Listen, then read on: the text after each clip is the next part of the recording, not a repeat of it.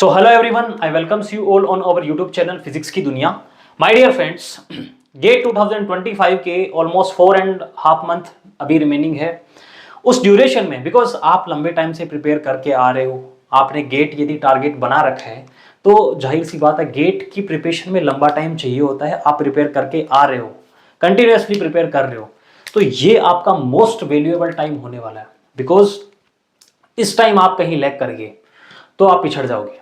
आपका जो पहला उद्देश्य है गेट में अच्छी रैंक अचीव करना, उसके लिए आपकी वेल प्लान्ड स्ट्रेटेजी होनी चाहिए, आपकी प्लानिंग अच्छी होनी चाहिए। आप किस तरीके से अपने आप को कंटिन्यूसली रूटीन में ला पा रहे हो, किस तरीके से चीज़ों को कर पा रहे हो। बिकॉज ऐसा होता है ना कि हम पहली बार कुछ प्रिपेयर कर रहे होते तो हमें पता नहीं होता कि हम मिस्टेक्स कहाँ पे करेंगे, बट जो प्रिपेयर कर चुका होता है वो जाहिर सी बात है वो उस फेज से गुजरा हुआ होता है, उसको पता है कि कहाँ पे मिस्टेक्स होती है। काश वो उस टाइम पे ऐसा कर लेता, काश मैं उस टाइम पे ऐसा कर लेता। वो फिर आपके बाद में जब क्वेश्चंस आते हैं तो आप पहले जब बाद में आपके ऐसे क्वेश्चंस आते हैं तो आप फिर उनका कुछ कर नहीं पाते। जैसे अभी मैं कहूँ कि मेरे से वो प्रॉब्लम्स मिस्टेक्स होती थी, काश मैं ऐसा कर लेता और भी अच्छी रैंक आती। इट्स ओके, वो सब चीज़ें हम लोग देखेंगे। मेजर जो कंसर्न्स हैं इस टाइम का, जो जैसे अभी सितंबर चल रहा है, अक्टूबर आ जाएगा कल को, तो उस टाइम होता है ऐसा कि जो रनिंग सब्जेक्ट चल रहा होता है, जो हम पढ़ रहे होते हैं, वो तो हमें ठीक ठाक आता है, अच्छा खासा आता है, बट उसके अलावा जो हमारे कंप्लीट हो चुके हैं उनका हम क्या करें, वो हमें बिल्कुल भी समझ नहीं आते कि हम सर हमें बिल्कुल याद नहीं रह पाते कि हम करें तो क्या करें। ऐसा सभी के साथ होता है, आप बिल्कुल घबराइए मत। ऐसा सभी स्टूडेंट्स, जो AIR 1 वाला भी है, 2 वाला, 10 वाला, 15 वाला, सभी को ये एहसास होता है इस फेज में कि मुझे कुछ नहीं आता उनमें। बट आप रियलिटी में आइए, आपको कब पता लगेगा कि वो आपको नहीं आता? जब आप उनसे रिलेटेड क्वेश्चंस करोगे, उनके सब्जेक्ट्स के आप क्वेश्चंस करिए, टेस्ट दीजिए उनके, तब आप ये चीज फील कर पाओगे कि हमें ये चीजें इस टाइम पे याद नहीं आ पा रही।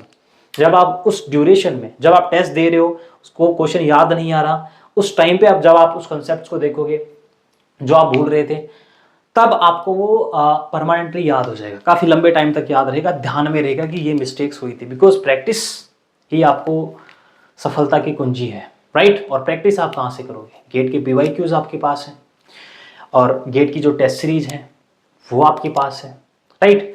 उनसे आप प्रिपेयर कर सकते हैं। देखिए माय डियर, इस टाइम का जो कंसर्न है, सबसे बड़ी प्रॉब्लम मैंने आपको बताई। पहली चीज कि आप ये नहीं पहले की जो चीजें हैं वो याद नहीं कर पा रहे होते हैं।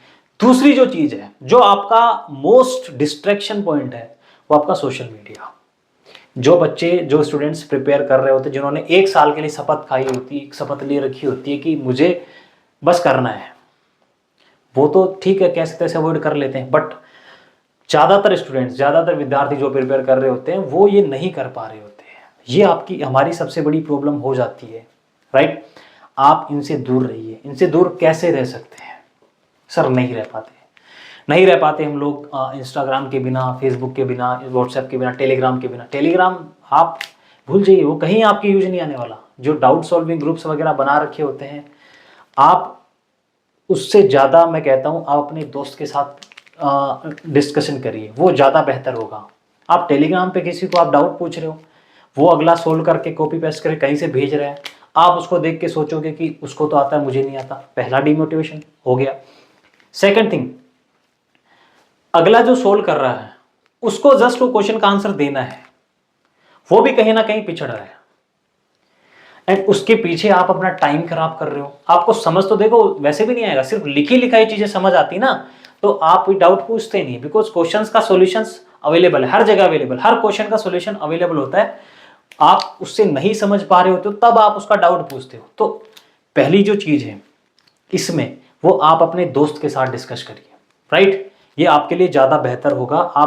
आपको जो डाउट आ रहा है, जो आपको क्लियरिटी है, वो बहुत ज़्यादा अच्छी मिलेगी। या फिर आप अपने टीचर के साथ करिए, तो ये तो सबसे अच्छा है ना। टीचर के साथ आप कंसर्न कर रहे हो, आप अपना टीचर के साथ डिस्कशन कर रहे हो, इससे बेहतर तो कुछ है ही नहीं, right. Next thing sir, Instagram को, इनको कैसे अवॉइड करें? भाई लोग भूल जाओ, कुछ दिन के लिए अपने मोबाइल से दूर हो जाओ। 5-10 दिन दूर रहोगे, आप आदत पड़ जाएगी। थोड़ी डिफिकल्टी होगी 5-10 दिन, बड़ा ऐसे होगा कि यार बिना फ़ोन की ज़िंदगी बहुत मुश्किल है, बट कुछ पाने के लिए कुछ तो करना पड़ेगा। और वो कुछ करना माय डियर, उनको कुछ दिन के लिए रखना होगा। सी, नेक्स्ट देखिए, शॉर्ट नोट्स। शॉर्ट नोट्स की बात आती है तो ऑलमोस्ट सभी लोग ऐसे कहते हैं कि अपने शॉर्ट नोट्स खुद से बनाने चाहिए, बट मैं कहूँगा आप शॉर्ट नोट्स देखो खुद से बनाओगे ना, जो खुद से बना रहा है वो भी लगभग आप मान के चलिए 95% स्टूडेंट कहीं ना कहीं से कॉपी करते हैं। खुद से कोई नहीं बना पाता यार, कहीं ना कहीं से कॉपी करेंगे, किसी ना किसी का देखेंगे, उसके अकॉर्डिंग अपना बने। कुछ फर्क नहीं पड़ रहा, आप परचेज कर लीजिए, अपना टाइम वेस्ट मत करिए, परचेज करिए, प्रिंट करवा लीजिए। प्रिंट करवाने का एक तरीका आप ध्यान रखिए, सिंगल पेज पे सिर्फ एक पेज पे प्रिंट करवाइए, एक पेज आप खाली रखिए। वो मैं आपको बताऊंगा किसके लिए वो आपको खाली रखना है, कब यूज करना है। सी इसके बाद जैसे मान लो अभी कुछ कुछ क्या ऑलमोस्ट जो नए स्टूडेंट होते हैं उनका सिलेबस कवर नहीं हो रखा होता है, आप टेस्ट सीरीज को अभी से अपने रूटीन में लाइए। आपने उसको सजा के रखने के लिए नहीं लिया यार, उसके लिए फालतू जो आपने पैसे दिए हैं सजा के रखने के लिए नहीं दिए। उसमें आप जैसे मैं कहूँ मेडी जी टेस्ट सीरीज है, 55-60 टेस्ट आते हैं उसमें, तो फुल सिलेबस टेस्ट तो शायद 12-13 टेस्ट होते हैं, बाकी के टेस्ट जो होते हैं वो सिर्फ आपके प्रैक्टिस के लिए होते हैं। वो नए क्वेश्चंस को आप हैंडल कर पा रहे हो नहीं कर पा रहे हो उसके लिए होते हैं। आप उनमें जाइए, टेस्ट सीरीज अटेम्प्ट करिए, मार्क्स आपके कितने भी आ रहे हैं। मान लो ऐसा होता है कि जैसे मैं मेरे टाइम पे थी टेस्ट सीरीज बहुत डिफिकल्ट थी मेडी जी की, तो जब मैं टेस्ट देता था 50 में से कभी कभार 10 नंबर, कभी कभार 12 नंबर, उनमें रैंक आ जाती थी अंडर 100, बिकॉज वो इतने डिफिकल्ट टेस्ट होते थे कि उनमें मतलब स्टूडेंट्स कर ही नहीं पाते थे, पता नहीं कहीं की कुछ भी चीज़ें पूछी होती थी। तो उसमें आपको बिल्कुल घबराने की जरूरत नहीं है कि आपके मार्क्स 25 नंबर आए हैं, 30 नंबर आए हैं, 20 नंबर आए हैं, बिल्कुल मत घबराइए। बट उससे आप सीखिए, उस टेस्ट सीरीज से सीखिए। आप लोग जो मिस्टेक्स आपकी हो रही है, आप जाइए अपने कंसेप्ट को देखिए, उसके अकॉर्डिंग क्वेश्चन को करिए, ट्राई करिए। बिकॉज वो अक्सर ऐसा होता है टेस्ट सीरीज में आपको जो गेट का पेपर होता है उससे कहीं डिफिकल्टी लेवल का आपको क्वेश्चन देखने को मिलता है।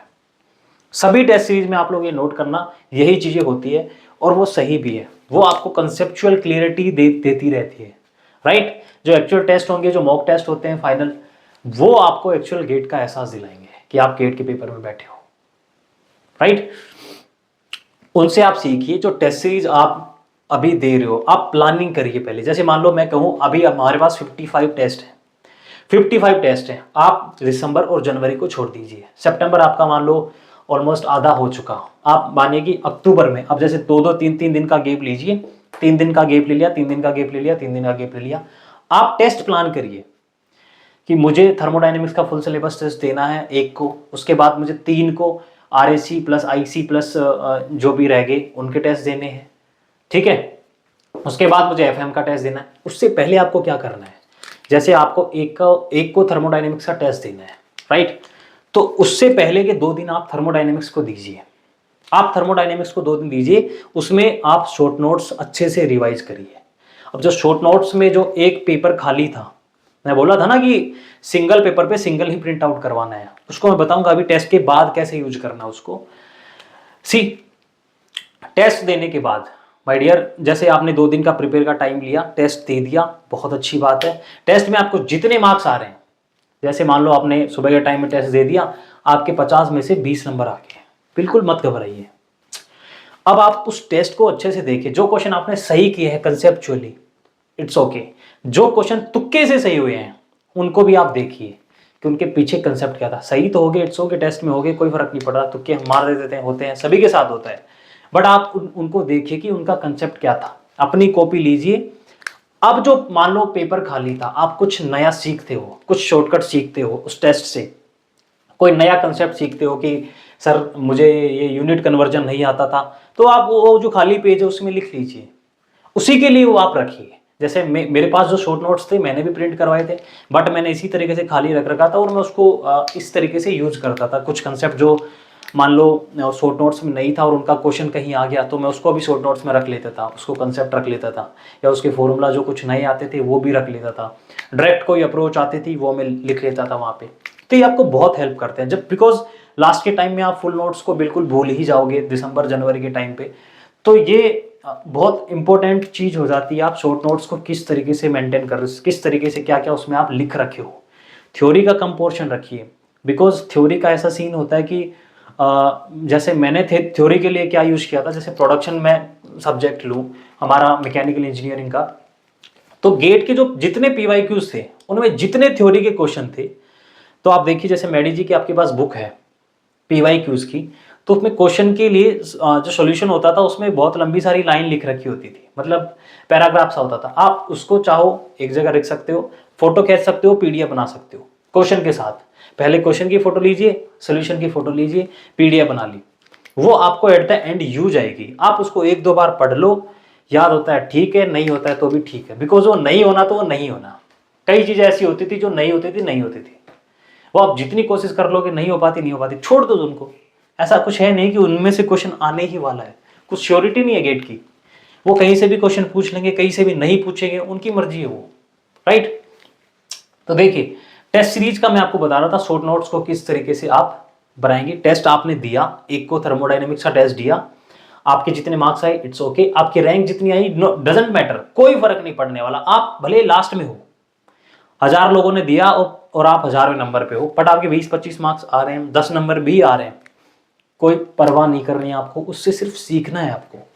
जो अच्छे क्वेश्चन हैं उसको बुकमार्क करिए, जो अच्छे क्वेश्चन आपको लगता है यार ये वाकई बहुत अच्छा कंसेप्ट है इस क्वेश्चन का, उसको बुकमार्क कर लीजिए आप। उस क्वेश्चन को आप आगे भी करोगे, वो यूज आएगा आपके। देखिए जित टेस्ट सीरीज में इतने सारे क्वेश्चन होते हैं, अभी लास्ट ईयर की टेस्ट सीरीज की मैं बात करूं, मेडिजी की टेस्ट सीरीज थी, कई question almost as it is आए थे उसमें। जो आपका गेट का फाइनल पेपर था उसमें एज इट इज क्वेश्चन आए थे, ऑलमोस्ट थोड़ी बहुत वैल्यू चेंज थी, it's okay, but same language में भी क्वेश्चन आए थे। हीट ट्रांसफर का क्वेश्चन सेम टू सेम आया था, मैंने भी देखा था, और कई क्वेश्चन थे। तो ये आपको फायदा होता है उसमें कि जब आप देखे हुए होते हैं ना क्वेश्चन को, आप जब सोच के देखिए जो गेट में जो टॉपर्स होते हैं ना, उनको ऐसा नहीं है कि वो कहीं से कुछ उनको सब कुछ आता है, उनकी प्रैक्टिस इतनी ज़्यादा होती है कि वो क्वेश्चन देखते हैं, अच्छा ऐसे ऐसे करना है, ऐसे कर देते हैं। अब नया जो स्टूडेंट होता है जिसके लिए नया क्वेश्चन होता है, तो वो सोचेगा यार ऐसा हो रहा है, ऐसा हो रहा है, ऐसा हो रहा है, ऐसा होगा, इस तरीके से क्वेश्चन होगा, उतने में वो 2-3 मिनट खराब कर देगा। यही तो हम नहीं चाहते ना, कि हमारे प्रिपरेशन में हमारा टाइम खराब हो, ऐसे हम नहीं चाहते, हमारा क्वेश्चन जल्दी से सोल्व हो जाए। इसके लिए आपका एकमात्र सोल्यूशन है टेस्ट सीरीज के क्वेश्चन। जितनी प्रैक्टिस आप कर पा रहे हो उतनी प्रैक्टिस करो। जो क्वेश्चन पहली बार में नहीं आ रहा, ठीक है, छोड़ दो, आप आगे मूव कर जाओ। इतना आपको बर्डन नहीं लेना कि ये नहीं आ रहा है, इसको कैसे कर रहा है, वो बाद में करिए ना। आप टेस्ट के बाद में आप ट्राई करिए, एक बार टाइम दीजिए उसको। देखो ऐसा होता है ना कि जैसे हम किसी एक क्वेश्चन के पीछे 1 घंटा दे देते हैं कभी कभार, तो वो कहीं ना कहीं बहुत यूज आता है अपने। जितनी माथापच्ची हमने करी है उस क्वेश्चन के पीछे, वो हमारे लिए बहुत यूजफुल होती है, बहुत ज़्यादा यूजफुल होती है, बहुत कुछ चीज़ें सीखने को मिलती है हमें उससे, ठीक है। अब देखिए टेस्ट के बाद नई चीज़ें सीखी आपने, टेस्ट आपने उसमें शॉर्ट नोट्स में लिख ली, कहीं से प्रिंट करवा के आए थे, पढ़ रहे हो, वेल एंड बहुत अच्छी बात है, उसके शॉर्ट नोट्स में आपने लिख ली। उसके बाद अगले टेस्ट में आप मूव कर रहे हो, अगले टेस्ट में मूव कर रहे हो, वही सेम चीज़ आपको फॉलो करनी है, 2 दिन उस सब्जेक्ट को देने हैं। इस तरीके से आप पहली बार में सिर्फ अपने सब्जेक्ट टेस्ट कंप्लीट करिए माय डियर। उसके बाद आप कहते हैं मिक्स सब्जेक्ट टेस्ट। ऐसा क्यों होता है, इस तरीके से टेस्ट सीरीज क्यों बनाई जाती है कि पहले चैप्टर होते हैं, फिर बाद में सब्जेक्ट टेस्ट होते हैं, फिर बाद में मिक्स सब्जेक्ट टेस्ट होते हैं, फिर कई टेस्ट सीरीज में ऐसा भी होता है कि 5-6 सब्जेक्ट का ही फुल सिलेबस टेस्ट होता है, फिर बाद में फुल सिलेबस टेस्ट आता है। वो इसलिए होता है कि पहले आप एक एक सब्जेक्ट के अपनी ग्रिप बनाओ, उसके बाद आप मल्टी सब्जेक्ट पे आओगे। मल्टी सब्जेक्ट पे माय डियर ऐसा होता है कि हम क्वेश्चन स्विच कर पाए। जैसे मान लो पहला क्वेश्चन थर्मोडायनेमिक्स का, दूसरा हीट ट्रांसफर का आ गया, तीसरा फ्लूइड मैकेनिक्स का आ गया, चौथा मैथमेटिक्स का आ गया, तो हमारा दिमाग उस चीज को देख पाए, फील कर पाए, करने के लायक हो जाए कि हाँ पहले के बाद हम दूसरे में स्विच कर रहे हैं, तो हमें किस तरीके से हम उन कंसेप्ट को याद कर पा रहे हैं। सब कुछ प्रैक्टिस का खेल है, सब कुछ प्रैक्टिस का खेल है। ऐसा कुछ नहीं है कि कोई बहुत बड़ा तोप है गेट, हर बार रैंक आती है यार, अच्छे अच्छे बच्चों की रैंक आती है, जिनके जो कॉलेज में फेलियर होते हैं उनकी बहुत अच्छी रैंक आती है। मैं भी फेलियर था, मेरी बहुत सारी सप्लियाँ थी, अच्छी रैंक आती है। वो मेहनत का फायदा है, जितनी आप अच्छी मेहनत कर रहे होते हो वो आपको कहीं ना कहीं मिलता है। आप किस तरीके से मेहनत कर रहे हो गेट की प्रिपेयर के लिए, वो आपको अच्छी रैंक दिलवा पाता है। देखिए उसके बाद देखिए स्ट्रेटजीज क्या हो सकती है। आप टेस्ट सीरीज की यदि बात करूं, मैं टेस्ट सीरीज की यदि मैं बात करूं, देखिए टेस्ट सीरीज में आप किस तरीके से अपनी टेस्ट सीरीज को इफेक्टिवली यूज कर सकते हैं। बिकॉज आपकी जो अच्छी रैंक का रीजन बनने वाला वो सिर्फ टेस्ट सीरीज होने वाला है। विदाउट प्रैक्टिस आप कुछ नहीं कर पाओगे। टेस्ट सीरीज और आपके जो गेट के पीवाईक्यूज की आपने जो प्रैक्टिस करी है, सिर्फ रट्टा रटाया काम नहीं, आपने प्रैक्टिस करी, अपने मन से आप क्वेश्चन तक गए हो, तो गेट के क्वेश्चन कोई बहुत ज़्यादा लेंदी नहीं होते। पहली चीज़, होते हैं छोटे मोटे 2-3 कंसेप्ट के मिक्स क्वेश्चन होते हैं, बट होते इतने अच्छे हैं कि मतलब वो आपको मजबूर करते हैं सोचने के लिए। और वो इतने कोई बहुत ज़्यादा क्वेश्चन नहीं आते मजबूर करने वाले, 5-6 क्वेश्चन, 7-8 क्वेश्चन मान के चलो पूरे पेपर में इतने होते हैं जो आपको थोड़ा डिफिकल्टी लेवल फील करवाते हैं, बाकी क्वेश्चन सीधे साधे होते हैं। देखिए टेस्ट सीरीज में आप लोग क्या करना, पहली चीज schedule your plan. Schedule your plan,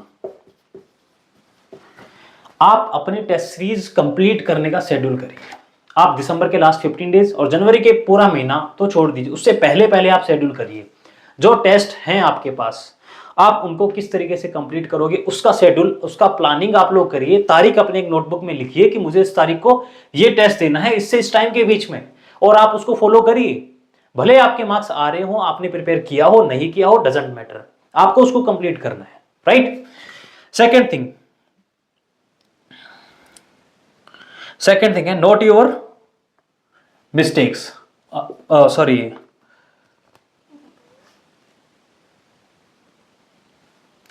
attempt test on time, right. जो आपने शेड्यूल किया है उसके अकॉर्डिंग आप अपनी टेस्ट सीरीज को अटेम्प्ट करिए। मार्क्स कितने आ रहे हैं डजंट मैटर। तीसरा जो चीज है, मैं कहूं don't focus on your marks, don't focus on your marks और रैंक। इससे कोई फर्क नहीं पड़ने वाला आपकी कौन सी रैंक आ रही है, आपका कौन से कितने मार्क्स आ रहे हैं। सब्जेक्ट वाइज टेस्ट की बातें कर रहा हूं मैं, फुल सिलेबस टेस्ट में तो आपको अच्छा स्कोर करना है, और वो तभी हो पाएगा जब आप ये कर पाओगे सब्जेक्ट टेस्ट में और मल्टी सब्जेक्ट टेस्ट में। यही आपकी जो अच्छी रैंक है उसका रीजन बनने वाला है। Third thing, learn from your mistakes.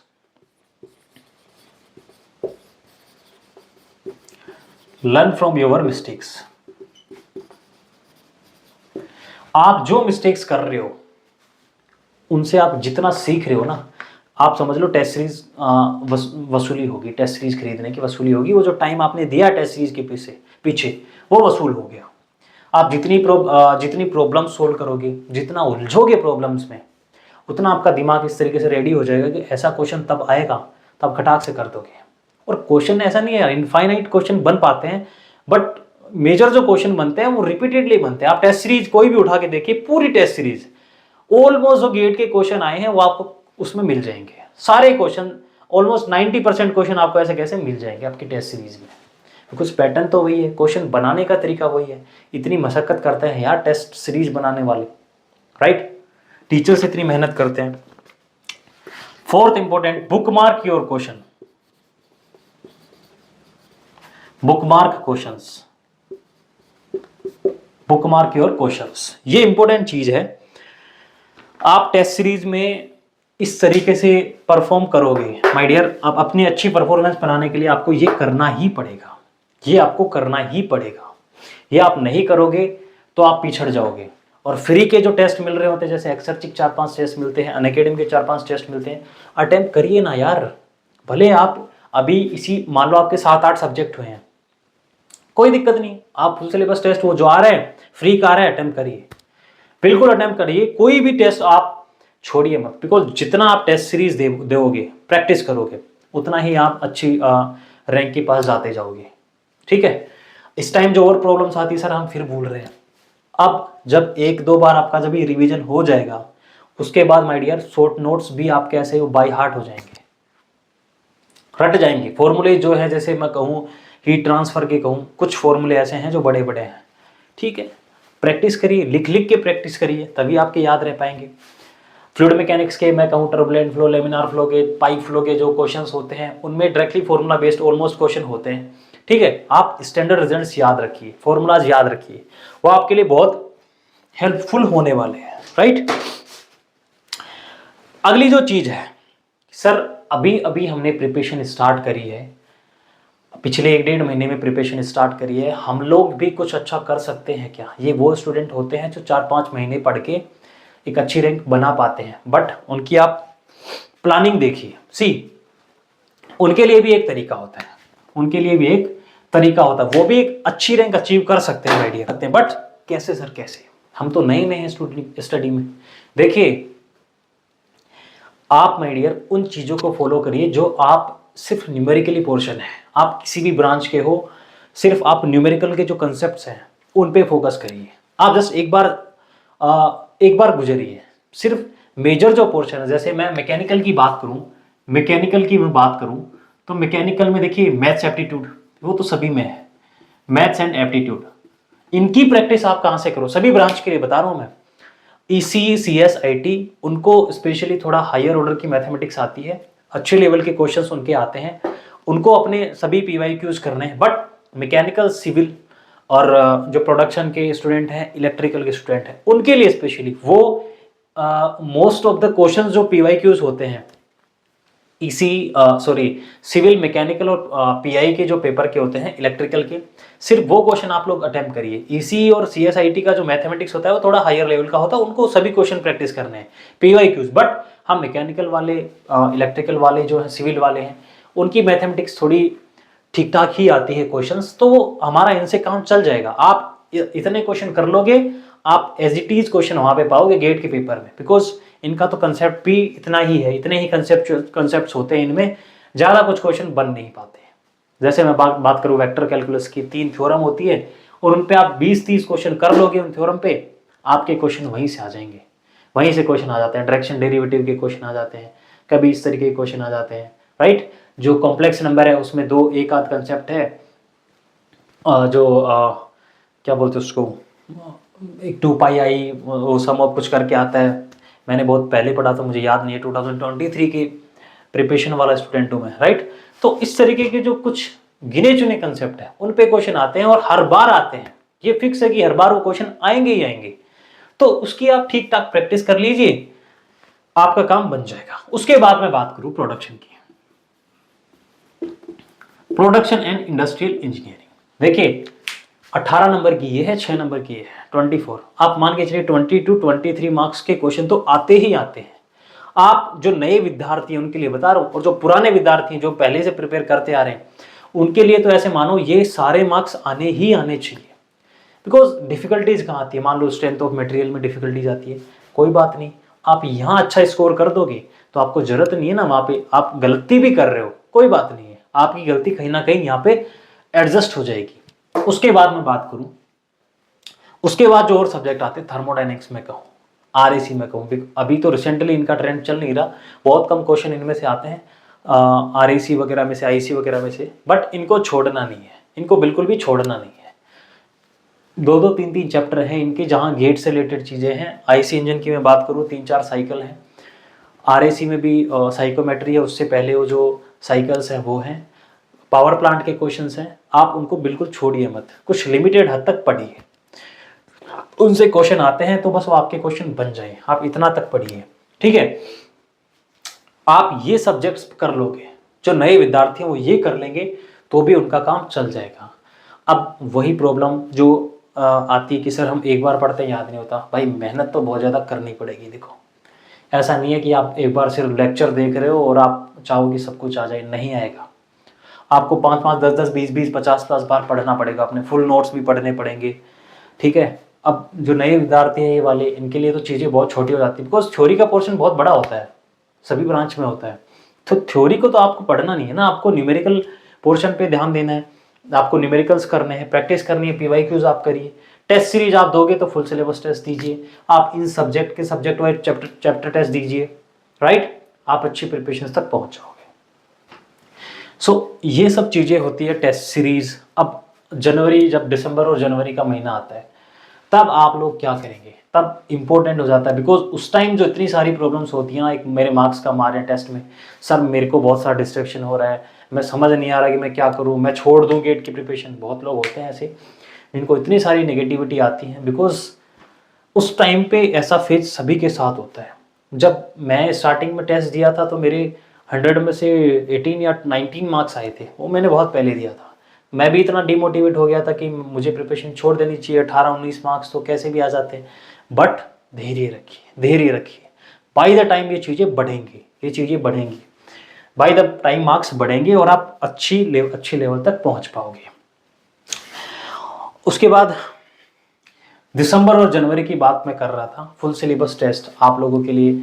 मान लो मैं कहूँ आपके पास 20 टेस्ट है। देखो ऐसा नहीं है कि आप जनवरी में हर दिन टेस्ट हो, आप एक दिन टेस्ट दीजिए, 3 या 4 दिन का गैप लीजिए। आपके पास टेस्ट ज़्यादा है, आप 3 दिन का गैप लीजिए, टेस्ट दीजिए, 3 दिन का गैप लीजिए, टेस्ट दीजिए। अब उस 3 दिन में आपको करना क्या होगा, आप उस 3 दिन में क्या करो कि आप बहुत अच्छे से अच्छा अचीव कर पाओ। देखिए उस 3 दिन में short notes, complete short notes, आप जैसे जैसे प्रैक्टिस करते जाओ शॉर्ट नोट्स की, ऐसा होने लगेगा कि आप एक दिन में या 1.5 दिन में पूरे शॉर्ट नोट्स पढ़ पाओगे, क्योंकि इतनी बार पढ़ चुके होगे, आपको बाई हार्ट रट रखे होंगे यार। बस आप ऐसे पन्ने उल्टोगे, ये है, ये है, हो जाएगा आपका काम। बट उसके लिए भी प्रैक्टिस। आप शॉर्ट नोट्स को तो इतने बाई हार्ट रट लीजिए माय डियर, कि बस आपको कभी भी कुछ भी पूछे आप डायरेक्टली बोलो ये वाला ये ऐसे था, इतने ऐसे पेपर पे इस जगह पे था। उसके बाद देखिए जो मजा आएगा क्वेश्चंस करने में, जब क्वेश्चंस बनने लगेंगे, मार्क्स आपके आने लगेंगे, अलग लेवल का कॉन्फिडेंस आएगा, ठीक है। बट उनके लिए ये सब चीजें आपको करनी पड़ेंगी। सो अभी ये जो टाइम है, अभी सितंबर का टाइम चल रहा है, आप लोग अपनी प्रिपरेशन के एंड में होगे, सिलेबस आपका कंप्लीट होने वाला होगा, ठीक है। मेजर जो कंटेंट है हमारा न्यूमेरिकल पोर्शन पे ही रहने वाला। गेट का पेपर में ज़्यादातर जो न्यूमेरिकल्स ही आते हैं, बिकॉज देखिए आप 30 के आसपास क्वेश्चन तो न्यूमेरिकल आंसर टाइप आते हैं, तो फिक्स है, उनका तो नाम ही न्यूमेरिकल आंसर टाइप है, तो क्वेश्चन का आंसर ही न्यूमेरिकल होने वाला है। बाकी जो ऑब्जेक्टिव्स भी होते हैं उनमें भी न्यूमेरिकल आते हैं, MSQ भी आजकल नया इंट्रोड्यूस हुआ है, 2-3 क्वेश्चन मिल ही जाते हैं, ठीक है। तो इस तरीके से जो मैक्सिमम पोर्शन है वो हमारा न्यूमेरिकल बेस्ड है। सो इस तरीके से माय डियर आप चीज़ों को फॉलो करेंगे। सोशल मीडिया का मैंने आप लोगों को बता दिया था, कुछ दिन के लिए आप मोबाइल से दूर रहिए, बहुत डिफिकल्टी होगी, 4-5 दिन आप रहिए, ऐसे लगेगा कि पता नहीं हम कहाँ आ गए, बट 4-5 दिन 6 दिन बाद आपकी आदत पड़ जाएगी। कुछ लोग रिलेशनशिप में हैं, ठीक है, इट्स ओके, कुछ दिन का आप टाइम दीजिए, बोलिए उनको कि भाई अब हमें प्रिपरेशन का लास्ट टाइम है। ये सबके साथ होता है, बट इसको सबको एडजस्ट करना भी बेहद जरूरी, वरना तो माय डियर फिर सभी चीज़ें 2-2 3-3 नावों में एक साथ चलोगे तो आप कहीं भी नहीं रह पाओगे, ठीक है। सो आई होप आपके लिए हेल्पफुल रहा होगा। एक वीडियो मैं मैकेनिकल के लिए बनाने वाला हूँ स्पेशली, बिकॉज मैकेनिकल बैकग्राउंड से मैं हूँ, तो उसमें मैं सिर्फ कुछ सेलेक्टिव टॉपिक्स मैं आप लोगों को बताऊंगा जहाँ से मेजर जो पॉसिबिलिटीज़ होती है क्वेश्चंस आने की, वो उसका मैं डिस्कस वहाँ पे करने वाला हूँ। सो आज के वीडियो में इतना ही। Thank you very much.